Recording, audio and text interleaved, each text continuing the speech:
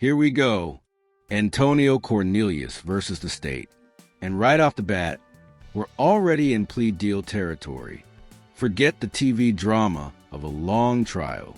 Most real cases end with a deal, not a jury verdict.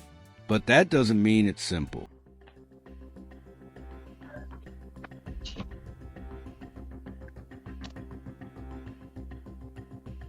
Yes, Your Honor. I think this is Mr. Ward's case. Murray Tanhouse, the prosecuting attorney, standing in for Mr. Ward, and he's on his way. Assistant Public Defender Natalie Pate with and on behalf of Mr. Cornelius, who stands to my right. Please state your name for the record, sir. Antonio Cornelius. Zachary Ward on behalf of the people. All right, I have before me a plea form. Is that what we're doing? Yes, Your Honor. Your Honor, the defendant will be pleading guilty to count 3 as charged, as well as adding count 4. Well, the form doesn't, that's what I'm trying to figure out. Okay. Because it doesn't say that. But it says the count 4, but not count 3. Where would I add that? Anywhere would have been better than nowhere. You could handwrite that the defendant would also be pleading. Well, yes, I'll be more than happy Yes. to do your job. I'm rusty, Your Honor. I'm not here to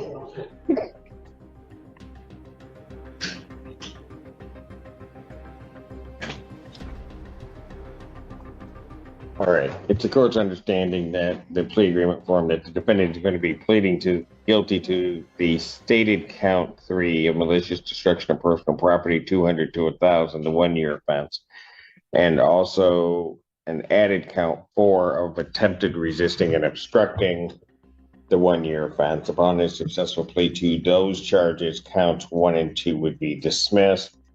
And there is a consent by the prosecutor to HIDA. That is the court's full understanding of it. Yes, Your Honor. Yes, Your Honor. That is the agreement that I have discussed with my. Notice what just happened. 2 charges dismissed in exchange for guilty pleas on 2 others. That's the power of plea bargaining. It's like a courtroom coupon. Plead guilty now and the state saves time while you save years off your sentence. Fair trade or stack deck. He would like to accept that offer today. May I have him sworn? Raise your right hand. Solemnly swear and affirm the testimony you're about to give be the truth, the whole truth, and nothing but the truth, so help you God. State your name. Antonio Cornelius.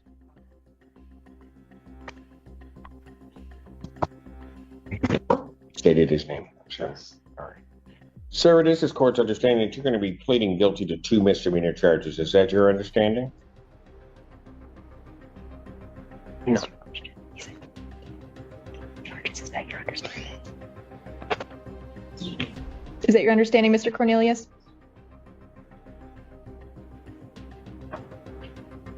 Yes. Sir, do you want to enter these, please? Yes. Are you going to answer my questions then? Yes. You understand that you'll be pleading guilty to 2 misdemeanor charges? Yes, Your Honor. Counsel, approach, please.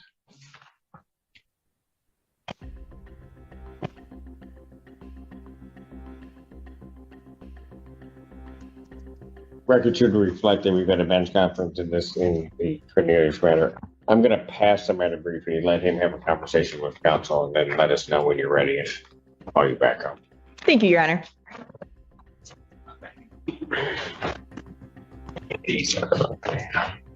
Court does recall. Classic move. The judge pauses everything so Cornelius can chat with his lawyer. And honestly, smart judges hate messy pleas that get overturned later. If a defendant doesn't fully understand what they're signing up for, that's an appeal waiting to happen. These people versus Antonio Cornelius. Zachary Ward on behalf of the people. Wow. Was that a sneeze or just a scream?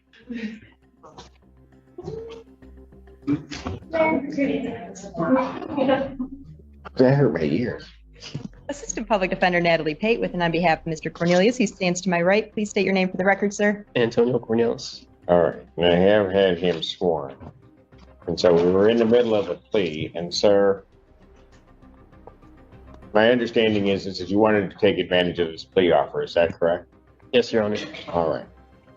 And you understand that you will be pleading guilty to 2 misdemeanors. Yes. All right. First of all, this court's understanding you'll be pleading guilty to the charge of malicious destruction of personal property 200 to 1,000. That is a misdemeanor punishable by up to 1 year incarceration, a $2,000 fine plus court costs. The fine could be increased if 3 times the value of the property destroyed. If that's greater than $2,000, that would become the maximum fine. You understand that, sir? Yes. All right. Also, that you'd be pleading guilty to an added count 4 of attempted resisting and obstructing a police officer. That's a misdemeanor punishable by up to 1 year incarceration, a $1,000 fine plus court costs. You understand that? Yes, Your Honor. All right. Now, understanding all of that, you still wish to plead guilty to these charges? Let's break it down. Malicious destruction of property and resisting arrest, both misdemeanors, both carry up to a year in jail. Doesn't sound like much compared to felonies. But here's the catch. Stack enough misdemeanors, and they can still derail your life. Employers don't care if it's 1 year or 10. They just see criminal record. Yes. All right. To the charge of malicious destruction of personal property, how do you plead? Guilty. To the charge of attempted resisting and obstructing, how do you plead? Guilty. And you understand that by pleading guilty, you will not have a trial of any kind. Yes. You signed an advice of rights form today, is that correct? Yes. Any question regarding any of those rights? No, Your Honor. Please look at paragraph 5. You'll see a copy on the podium there. Those are your rights, which are part of a trial. You understand that by pleading guilty, you'll be giving up those rights as well as all the rights on that form. Yes, Your Honor. You understand you're giving up your right to appeal of right. Yes. Are you on probation or parole? Not this time. Has anybody promised you anything other than what's been stated here today to get you to plead to these charges? No. Anybody threaten you or coerce you in any way? No. No. You're doing this voluntarily and of your own free will? Yes, Your Honor. And also because you believe that you're guilty of these offenses?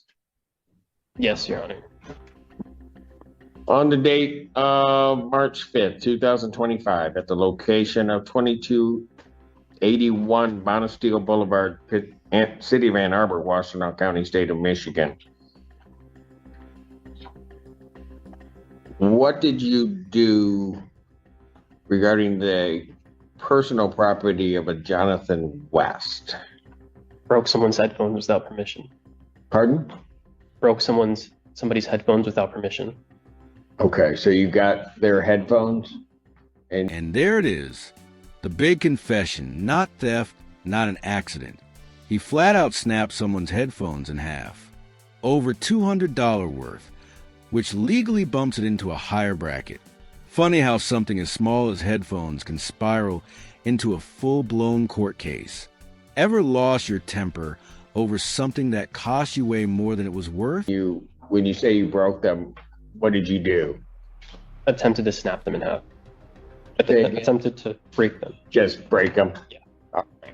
And you didn't have their permission to do that? I did not have permission to do that. All right. And you didn't have any property interest in these headphones, meaning you didn't own them at all, did you? No intent of theft. Pardon? No intent of theft. He asked if you owned them. Were they your headphones? Did not own the headphones. Okay. And these headphones, are you disputing that they had a value in excess of $200? Yes. You are disputing that? No. Okay. So maybe I asked the question badly. I'm not disputing. You're not disputing that they were worth more than $200? Yes. Right? Okay. I just wanted to make sure. At some point, then, did you come into contact with officers from the Ann Arbor Police Department? Yes, said they were from the Ann Arbor Police Department. They may have had DPSS caps on. Your Honor, they were doing, It was U of M. Yes. Okay. Yes, Your Honor. So you came into contact with officers from University of Michigan Department of Public Safety. Yes. And what happened in regard to your interaction with them? They grabbed my arm. I struggled after they grabbed my arm. You struggled with them. They were grabbing your arm to arrest you? Yes. and you struggled with them either to make the arrest of you more difficult or to try to stop the arrest itself or to at least do something to obstruct what they were trying to do. Yes. Is that correct? Yes. Counsel, have I complied with the court ruling? Would it be proper to accept this defendant's pleas? Yes, Your Honor. Court will accept the defendant's pleas to counts 3 and 4.